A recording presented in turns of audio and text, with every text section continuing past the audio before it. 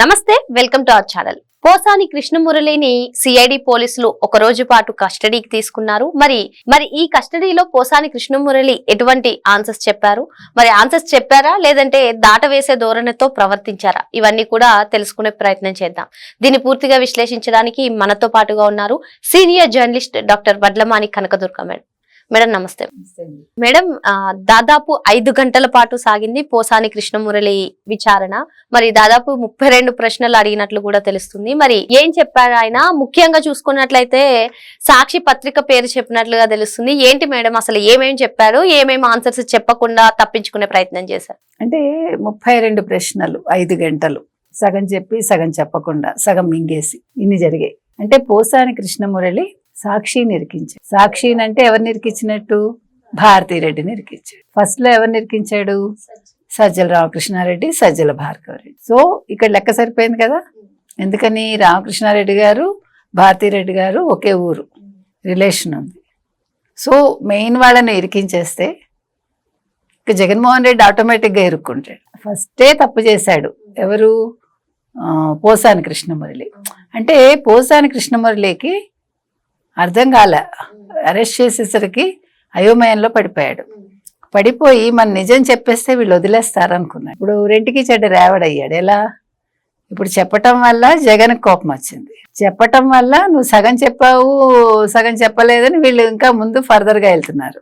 ఈలోగా కేసు మీద case, case మీద కేసు, కేసు మీద కేసు ఫైల్ అవుతుంది. సో ఇప్పుడు బస్సు యాత్ర కాస్త పోసానికి స్టేషన్ యాత్ర కింద మారింది. పోలీస్ స్టేషన్ యాత్ర అనే ఒక సినిమా రేపొద్దున ఫ్యూచర్లో పోసాని డైరెక్షన్లో వచ్చే అవకాశం ఉంది. లేదు పోసాని యాక్ట్ చేస్తే వర్మ లాంటి వాళ్ళు తీయచ్చు. వ్యూహం సినిమా తీశాడు కదా ఆయన. సో వ్యూహం, ఎవరి వ్యూహం? ఇప్పుడు పోలీస్ వ్యూహం అని ఒక సినిమా తీయచ్చు, క్లిక్ అవుతుంది. ఎందుకంటే ఇది మామూలు విషయం కాదు కదా. సో ఏం చేశాడు తెలివి తక్కువగా ఎవరు? పోసాని కృష్ణమురళి ఫస్ట్ రోజే సజ్జల రామకృష్ణారెడ్డి, సజ్జల భార్గవరెడ్డి నాకు స్క్రిప్ట్ ఇచ్చారు అని చెప్పేశాడు. అదే అక్కడితో ఏమైపోయింది? ఎక్కడ లింక్ కట్ అయింది మీకు? ఎవరితో కట్ అయింది? జగన్మోహన్ రెడ్డితో కట్ అయిపోయింది. జగన్మోహన్ రెడ్డి ఏం చెప్పాడు వాళ్ళ ఆవిడికి, ఎవరు? పోసాని గారి భార్యకి, నేను చూసుకుంటానమ్మా, నేను ఉన్నాను, నేను అండగా ఉంటాను అన్నాడు. అన్నాక ఈయన ఇట్లా చెప్పాడు. చెప్పగానే ఈయన లేకుండా అయిపోయాడు. ఆ తర్వాత ఏం జరిగింది? 1 by 1 తిప్పుతూ ఉంటే అరిచాడు, కేకలేశాడు, చచ్చిపోతాను బెదిరించాడు. అంటే అన్ని రకాల సీన్స్ ప్లే చేసేసాడు. ఇవన్నీ కూడా ఏం చేసినా నాకు బెయిల్ రాదు అనేది అర్థమైంది. అక్కడ డబ్బులు వస్తాయి ఇంత యాక్ట్ చేసినందుకు, ఇక్కడ ఇంత యాక్ట్ చేసినందుకు బెయిల్ కూడా రాదని అర్థమయ్యి నిన్నను చాలా తగ్గాడు మనిషి. మీరు గమనించండి. కామ్గా బొర్రంచుకొని వెళ్ళిపోతూ ఉంటే ఎవరో ఇద్దరు షేక్ హ్యాండ్ ఇచ్చారు. తర్వాత నిన్న జరిగిన ఒక విచిత్రమైన విషయం ఏంటంటే, సిగ్గుపడాల్సిన విషయం, సిఐడి పోలీసులు ఈయనతోటి సెల్ఫీలు దిగడానికి ముందుకు వచ్చారు. అంటే ఆత్రపడ్డారు. తప్పు కదా. అదొకటి. 32 ప్రశ్నల్లో కొన్నింటికి సమాధానం చెప్పాడు. ఏం చెప్పాడు? నీకు ప్రెస్ మీట్ ఎవరు పెట్టించారు? ప్రెస్ మీట్కి నీకు ఎవరు మొత్తం అంతా స్క్రిప్ట్ ఇస్తారు? ప్రెస్ మీట్కి వీడియోలు ఫోటోలు ఎవరిస్తారు? అంటే ప్రెస్ మీట్ నాకు సాక్షి వాళ్ళు రెడీ చేసి చెప్తారు, వీడియోసు స్క్రిప్టు మొత్తం ఫోటోలన్నీ వాళ్లే ఇస్తారు. అప్పుడు చంద్రబాబు నాయుడు గారు దండం పెడుతున్న ఫోటో మోదీకి ఉంది కదా, మార్ఫింగ్ ఫోటో, ఇది చూపించి ఇది ఎవరిచ్చారు అని అడిగారు. ఇది సాక్షి వాళ్ళే ఇచ్చారండి, నాకు తెలియదు. మరి నువ్వు క్రాస్ చెక్ చేసుకోవా? నేను చేసుకోలేదండి, నేను స్క్రిప్ట్ వాళ్ళు ఇచ్చింది చెప్పేశాను. నా కుటుంబాన్ని అన్నారు కాబట్టి నేను వాళ్ళని తిట్టాను. సరే, నీ కుటుంబాన్ని తిడితే వీడియోలు ఉండాలిగా, కుటుంబాన్ని తిడితే వీడియోలు ఉండాలిగా. అంటే అలా చెప్పమని చెప్పాను. నువ్వు కుటుంబాన్ని తిట్టారు కాబట్టి నేను తిట్టానని చెప్పు, మా పేరు బయట పెట్టకు అన్నారు వాళ్ళు. కానీ నా కుటుంబాన్ని తిట్టారని ఒక పదం చెప్పి వీడియోలు మాత్రం సాక్షి నుంచి వచ్చాయి. అంటే ఇవాళ సాక్షికి నోటీసులు వెళ్ళాయి. అంటే ముందు జగన్మోహన్ రెడ్డి లాంటి వాళ్ళు ఏం ఆలోచించాలంటే, అసలు ఇలాంటి పనులు చేయడం తప్పు, చేసినా కూడా పకడ్బందీగా చేయాలి. రెండూ చేత కాలేదు వాళ్ళకి. అంటే ఇక్కడ కూడా సజ్జల రామకృష్ణారెడ్డి, సజ్జల భార్గవరెడ్డి ఫెయిల్ అయ్యారు. సాక్షి కూడా ఫెయిల్ అయింది. ఇప్పుడు సాక్షి ఫెయిల్ అయినందుకు ఏమవుతుంది? గత ఎడిటర్ మీద పెట్టాలి ఈ కేసు. ఇప్పుడు ప్రెజెంట్ ఎడిటర్ కాదు, గత ఎడిటర్ ఎవరైతే ఉన్నారో సాక్షికి, లేదు సాక్షి ఛానల్కి అప్పుడు ఇప్పుడు ఒకళ్ళే ఉన్నారు, ఎడిటర్ మారారు. కాబట్టి పాత ఎడిటర్ మీద కేసు పెట్టాలి. ఛానల్లో ఏ ఎడిటర్ ఉంటే ఆయన మీదే పెట్టచ్చు.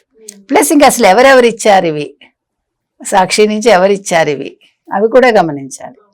ఇలాగే స్క్రిప్ట్ ఎవరు రాసి ఇచ్చారు అంటే, మరి నీకు గతంలో రామకృష్ణారెడ్డి గారును భార్గవరెడ్డి ఇచ్చారని చెప్పావు కదా, అంటే అది వేరే వాటికి ఇచ్చారు వాళ్ళు, ప్రెస్ మీట్స్ మాత్రం వీళ్ళే అరేంజ్ చేసి వీళ్ళే ఇచ్చారు అని చెప్పాడు. కొన్నింటికి దాటవేశాడు, ఆన్సర్ ఇవ్వలేదు. కొన్నింటికి మౌనంగా ఉన్నాడో ఏదో చేశాడు. ఏం చేసినా ఏదైనా కూడా యాత్ర అయితే సజావుగా సాగుతోందండి. కానీ పోసాని కృష్ణమురళి మాత్రం ఇప్పుడు ఏమైందంటే ఈ జైల్లో ఉండడం వల్ల ఆవేశాలు తగ్గి కొంచెం మౌనమునిలాగా అయ్యే అవకాశం కనిపిస్తుంది మనకి.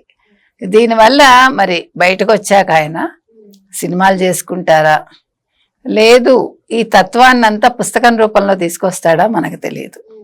ఏది ఏమైనా అసలు కృష్ణమురళి లాంటి వాళ్ళు వీళ్ళ వలలో పడ్డం తప్పు.